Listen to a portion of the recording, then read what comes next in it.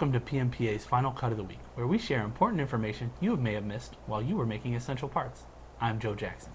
And I'm Kate Corella-Smith, and this is what you need to know for the week ending February 3rd, 2023.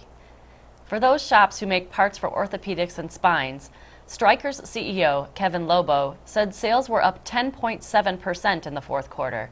The top concerns are inflation, supply chain, and currency fluctuations. PMPA believes that precision machining shops are perfectly positioned to help deal with both the supply chain disruptions and eliminating currency issues. The U.S. Census Bureau reported a December increase in new orders for manufactured durable goods of 5.6% and a 0.5% increase in shipments. Both increases were driven by transportation. Orders in 2022 were up 11.9%, while the PMPA Business Trends calendar year sales were up 13.5%.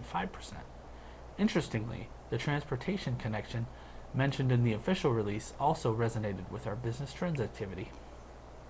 The University of Michigan and Thomson Reuters reported that their index of consumer sentiment rose to 64.9 in January. This is a 9-month high, though lower than desired. According to the report, quote, the current conditions index soared 15% above December, with improving assessments of both personal finances and buying conditions for durables, supported by strong incomes and easing price pressures, unquote.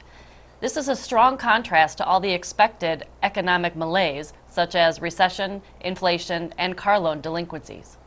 On this week's Speaking of Precision podcast, Miles Free explores what need-to-know information and projects he is working on for PMPA members. Get the inside scoop.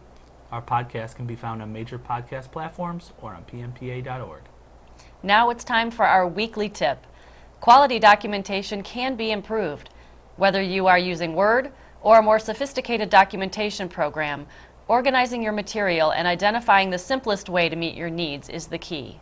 To read the 4 steps for documentation improvement, go to PMPA.org's Knowledge Centers or Final Cut of the Week. And that's our take on what you need to know for the week ending February 3rd, 2023. For additional information and links about any of the topics discussed today, go to PMPA.org and click on Final Cut of the Week. Thanks for checking in, and we'll see you next Friday.